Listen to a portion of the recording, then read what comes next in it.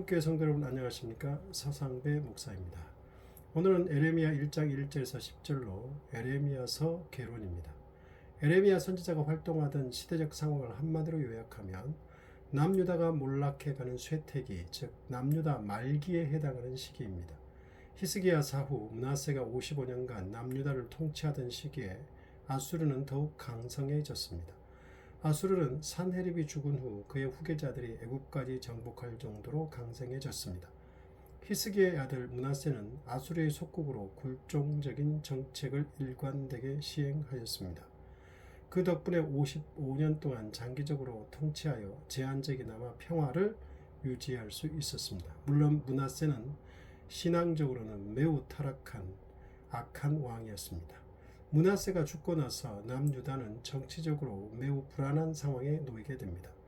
므낫세를 이어 왕위에 오른 암몬은 암살당하고 종교개혁을 일으켰던 요시야는 전쟁에서 의문의 죽음을 당하고 여호아하스는 이집트로 잡혀가고 여호야긴과 시드기야는 바벨론으로 잡혀갑니다.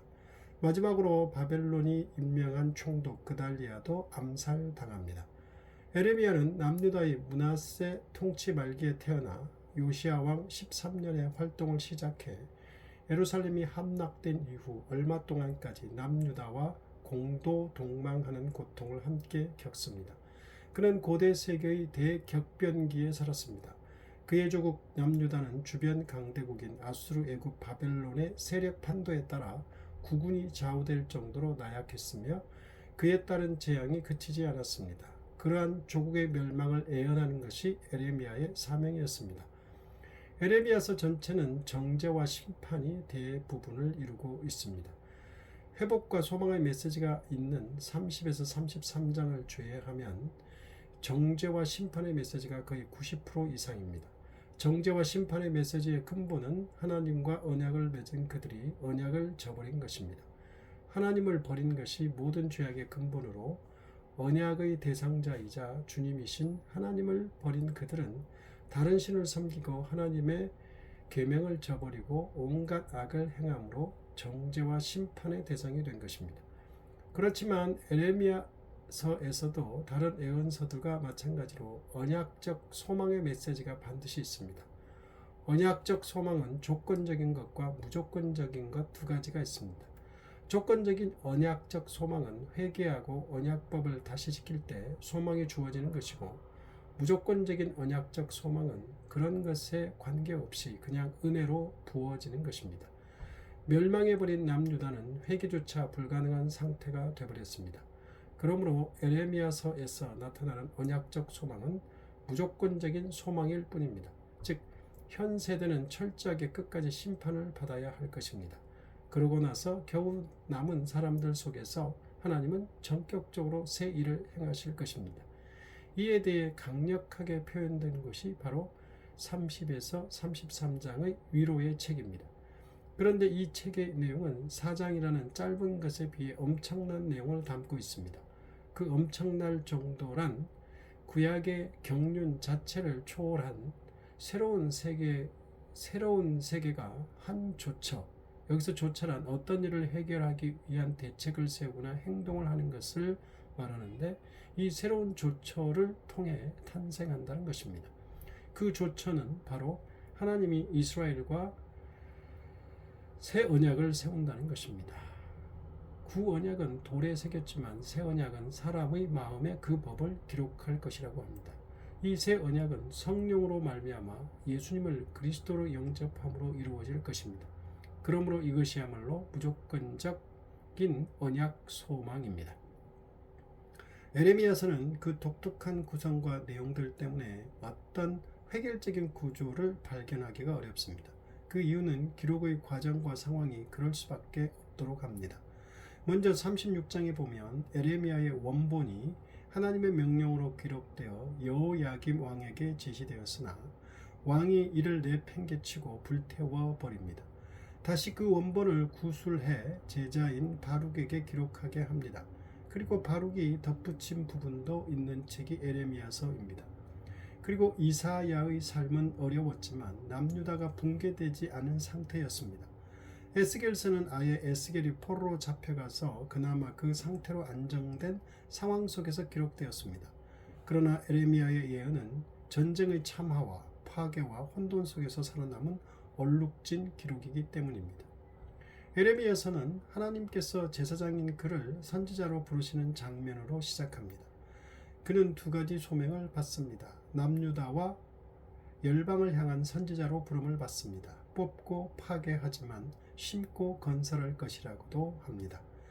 에레미야의 내용을 간략하게 정리하면 다음과 같습니다. 1에서 24장에서 그는 남유다를 꾸짖고 하나님의 다가올 심판에 대해 경고하지만 미래를 향한 소망의 메시지도 선포합니다. 핵심은 남유다가 하나님과의 언약을 어겼고 율법에 기록된 모든 합의사항을 위반했다는 것입니다. 그들은 여러 방식으로 이방신을 예배했는데 에레미야는 이러한 우상 숭배를 간음에 비유합니다.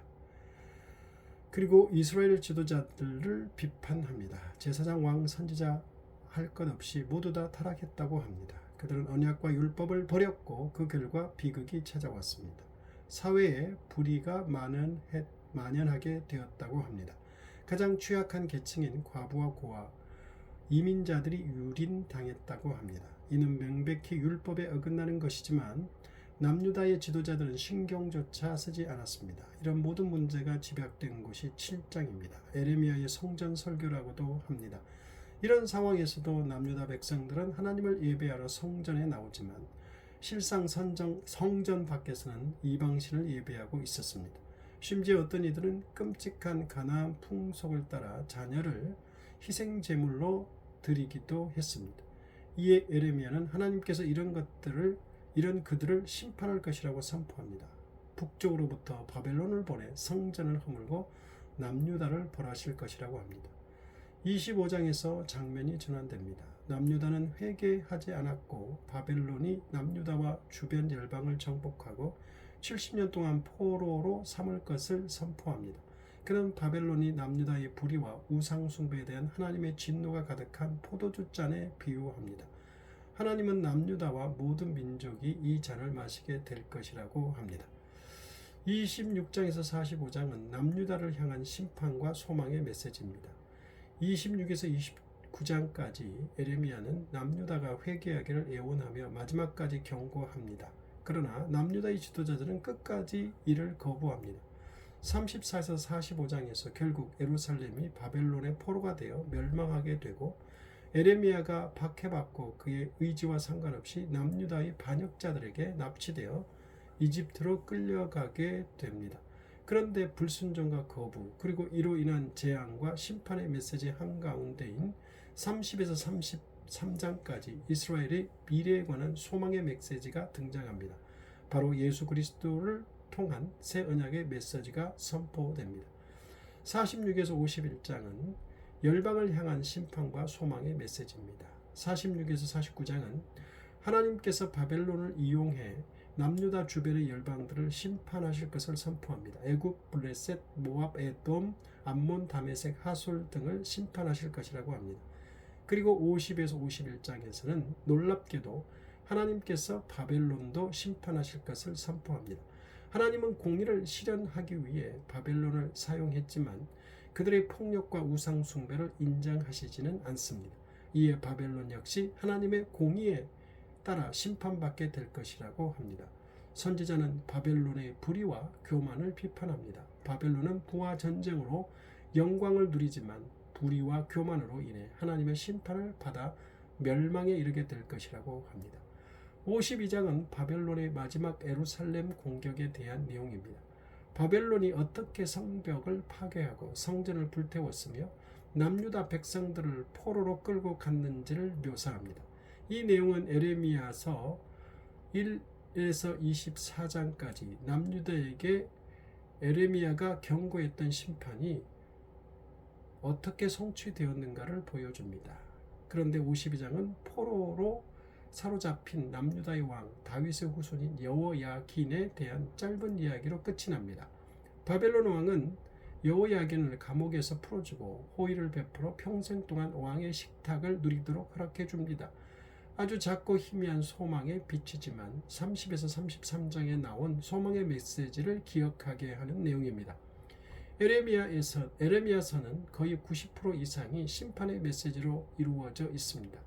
그러나 마지막을 이렇게 끝맺음을 통해서 하나님은 그의 백성을 버리지 않으시며 결국 메시아를 통해 구원하실 것이라는 소망을 보여주고 있습니다. 기도하겠습니다. 하나님 아버지, 오늘 에레미야서 전체를 간략하게 살펴보게 하셨습니다. 죄악에 대한 심판과 하나님께서 남유다를 심판하고 열방을 심판하는 데 사용했던 바벨론까지도 심판하시되 마지막에 여호야긴을 통해서 결국 하나님께서 하나님의 백성을 버리지 않고 구원하신다는 소망의 빛을 보여주셨습니다. 이 사실을 늘 기억하고 살게 하옵소서. 어떤 고난과 핍박이 있어도 하나님께서 우리를 사랑하시고 우리를 구원하신다는 이 소망의 메시지를 늘 품고 믿음으로 살게 하옵소서. 예수님 이름으로 기도드립니다.